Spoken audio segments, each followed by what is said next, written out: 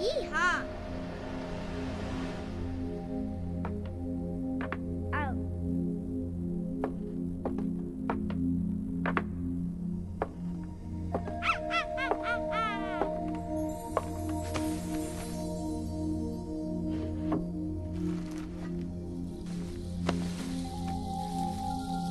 La la la. Ow! Ah! What's this? No. Baba. Boop boop. La la la.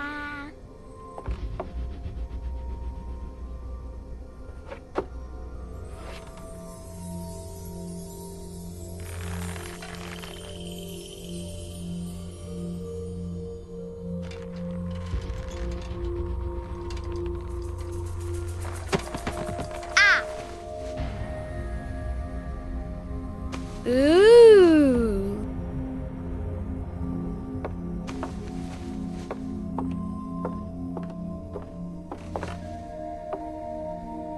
Oh, look! It's a book! Maybe it's a book about pirates with a treasure map. No, I don't think so. I wish that I had seen through all your lies. Oh, start from the beginning, not the middle. And so I decided to pick up my pen to relate the most disturbing episode of my life thus far. It all began early one morning in 1898, when Sherlock Holmes invited me to accompany him on a visit to the Marquis of Conyngham.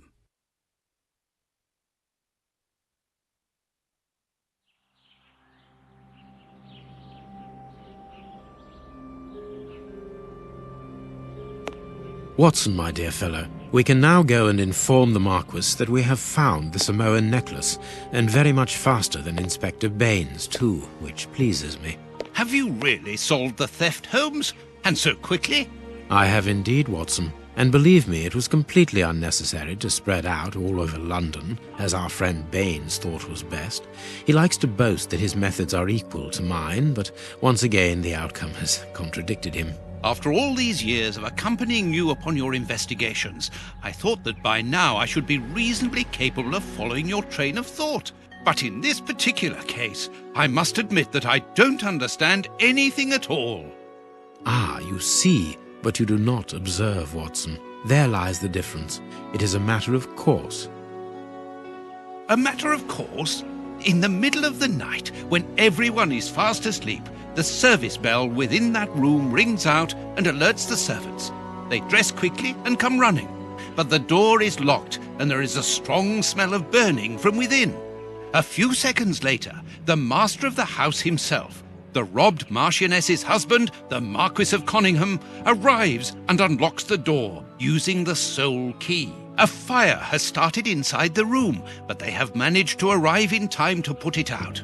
It is at that moment that the Marquis realizes that the famous Samoan necklace, which had been safe within its glass cabinet only a few hours earlier, has now disappeared. In order to explain, let us confirm my theory before the arrival of Inspector Baines.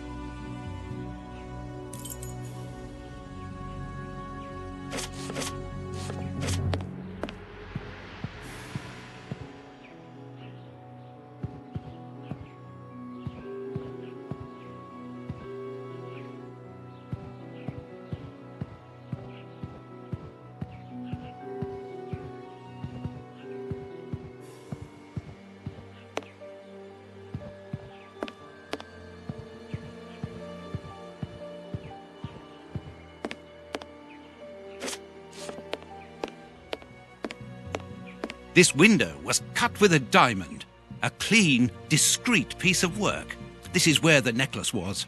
See how tiny the hole is, and not one fingerprint upon the window.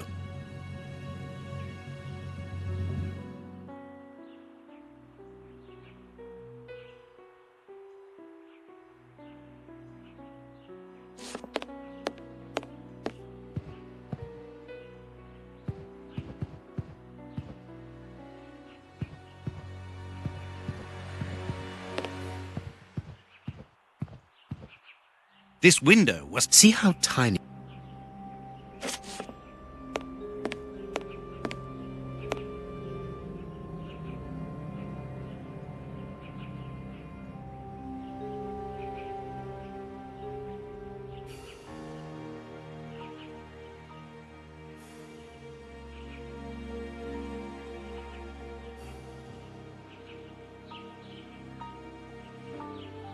All the windows are locked. They've not been forced. A mark, undoubtedly made by a diamond. Someone tried to cut the glass, but he was interrupted. Therefore, the thief tried to escape through the window, but he was interrupted.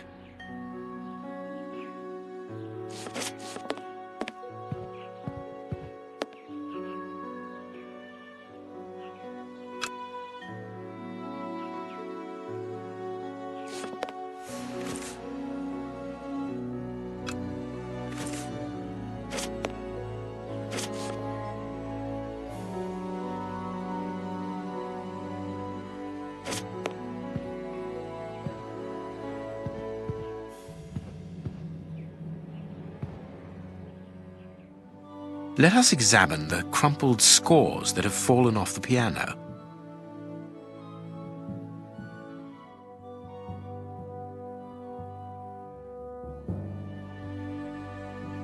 Nothing of interest here. Nothing of interest here. Nothing of interest here. Nothing of interest here. These sooty prints were left by a tiny hand. I don't understand why these music scores are covered with soot.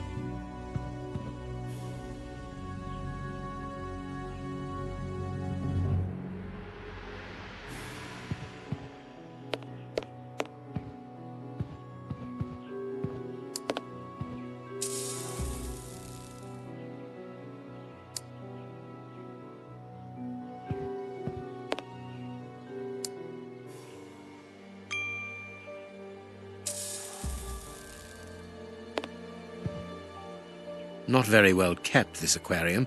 I can see a dead fish floating on the surface.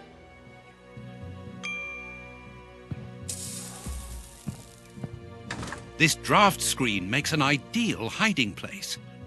As the theft was committed at night, I conclude that the thief hid himself behind the draft screen and waited until he was alone in the room.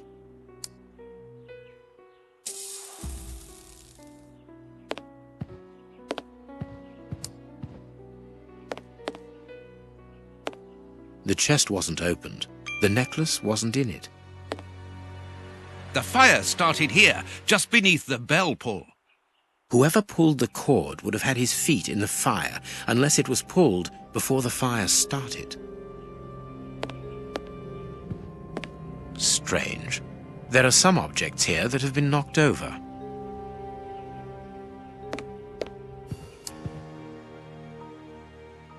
These documents are not very interesting, even though they're addressed to the Minister of Maritime Affairs. The Marquis himself. Footprints. You are not going to get on your knees to examine them. There is no need. It is soot. The servants must have trodden in it while they were putting out the fire.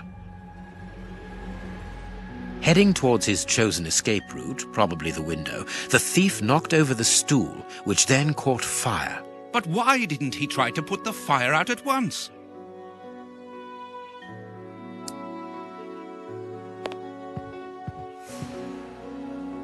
All the windows are locked. They've not been forced.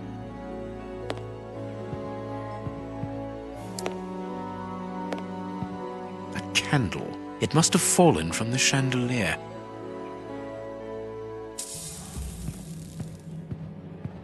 Strange. There aren't any prints. Yet I'm sure that the thief hid here.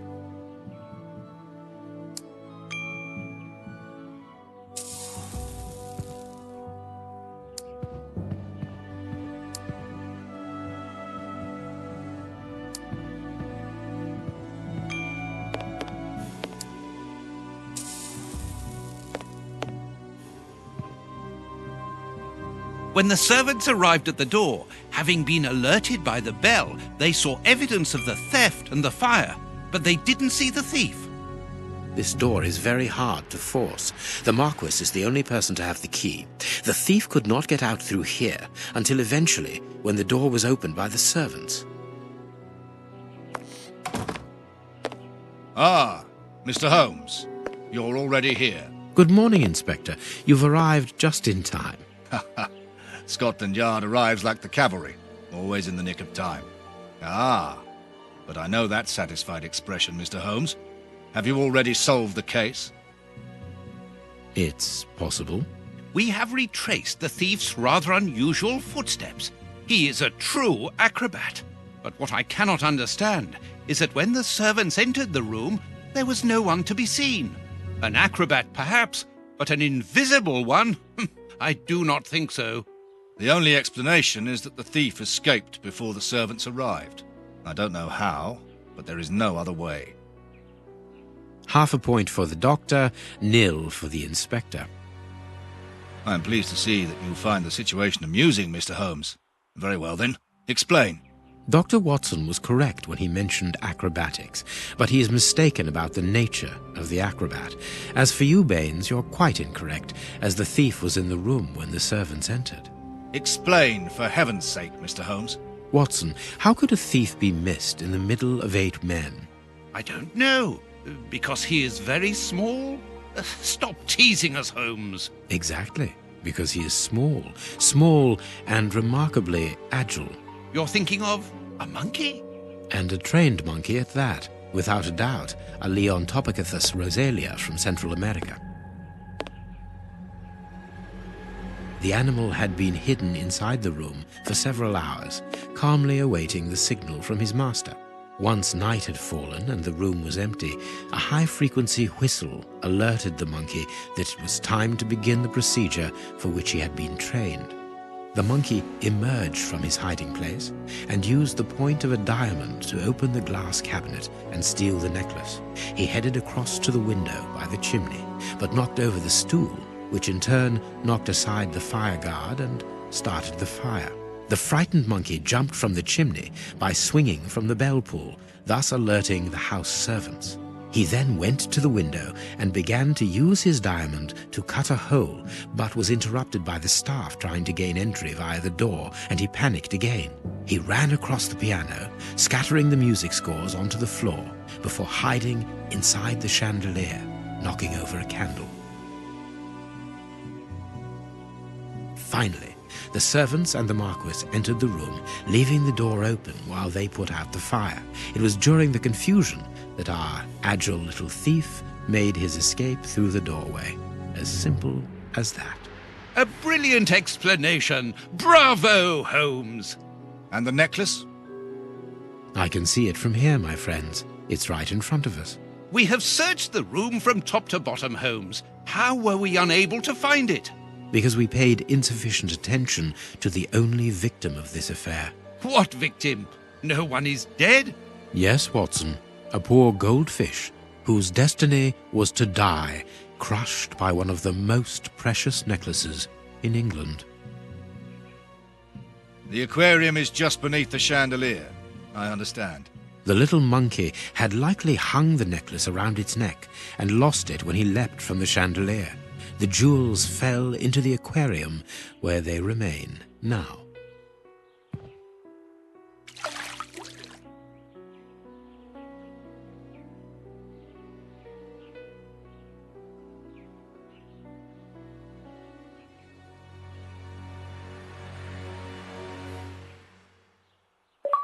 Marquis, here is your necklace, intact, just a little wet. Mr. Holmes, this brilliant demonstration does credit to your reputation. Thank you so much, Marquis. Do you wish to verify the authenticity of your jewel? No, I recognize it. I have spent many hours admiring it, you know. Good. I will return it to its box and... Inspector, a bank has just been held up. You must follow me at once. Orders of Scotland Yard. What times? Sirs, duty calls. My regards, Marquis. And well done again, Mr. Holmes. There, the necklace is in its box. We've lost enough time here. Let's go home, Watson. Ah, very well, as you wish. A good day to you, Marquis. With pleasure, gentlemen. And once again, thank you.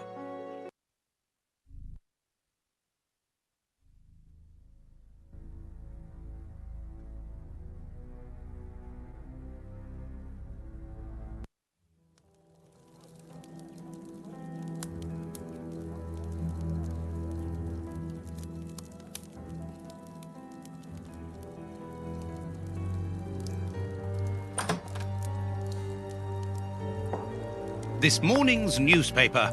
Holmes, have you read this article about you? No, Watson, not yet, and I won't have time to. Read it before you leave. It's outrageous. If you insist.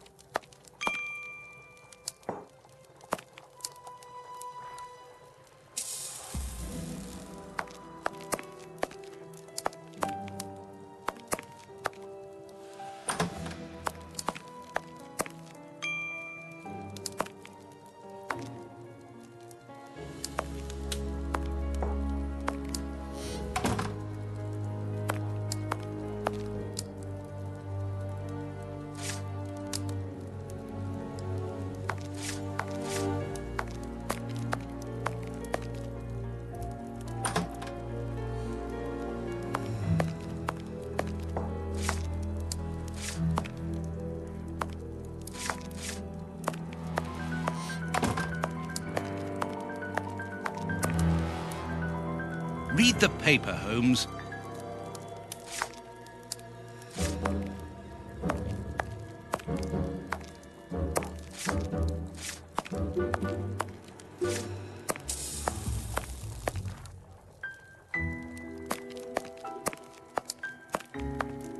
Read the paper, Holmes.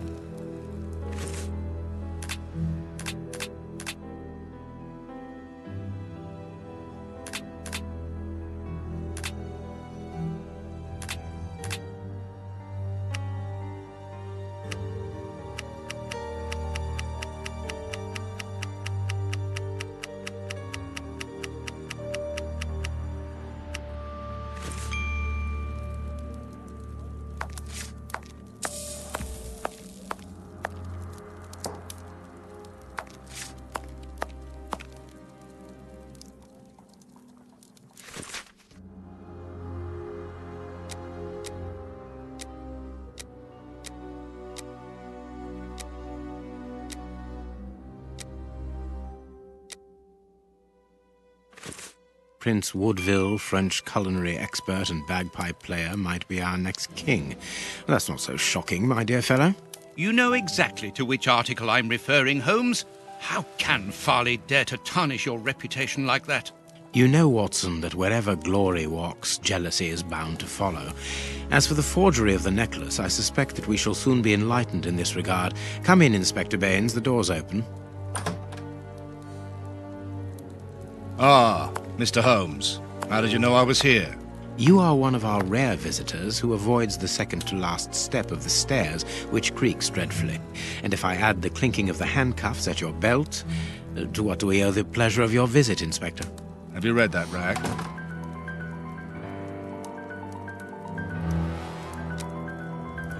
Inspector, I assume that you have the fake necklace with you.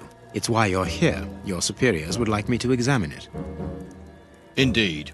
They would like you to confirm or deny putting this fake in the box. Can't that wait? I must go to the house of Lord Peregrine Maitland, the Bishop of Knightsbridge.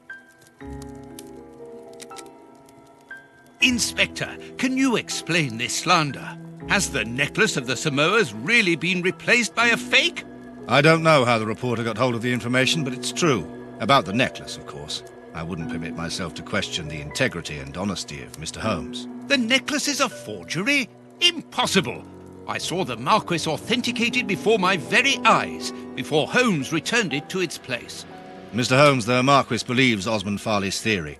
I shouldn't be surprised if the reporter isn't behind all this slander about you. He's a freelancer, well known for his explosive and subjective articles. In any case, the Marquis assures us that you were the last person to have the necklace in your hands. Let's return to the Marquis's house, Holmes. I'm sure that we'll have no trouble in taking apart this theory. It is unnecessary. Such allegations collapse on their own, like one of Mrs. Hudson's soufflés. Let us leave the police to solve this problem and turn our attention to the matters in hand. Perhaps you are right, Holmes. And the Marchioness? She is beside herself. Without the necklace, her marriage is compromised. It is the principal item of the young woman's dowry. What a lovely marriage. Holmes, forgive me for insisting, but don't you want to examine the fake jewellery? Watson, I have an appointment, and it's out of the question that I arrive late. It will only take you a couple of minutes. You really must quell the suspicions put forward in this appalling article. If you will allow me, Inspector? Be my guest. Very well.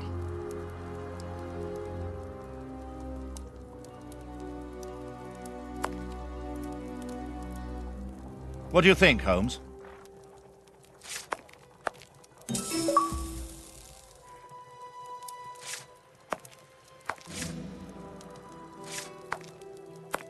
What should we do next, Holmes?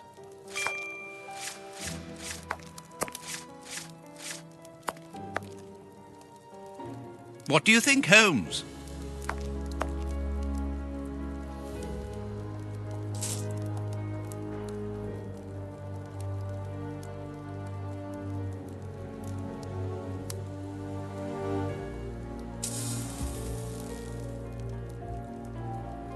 This pearl is too small. It is not in its place here.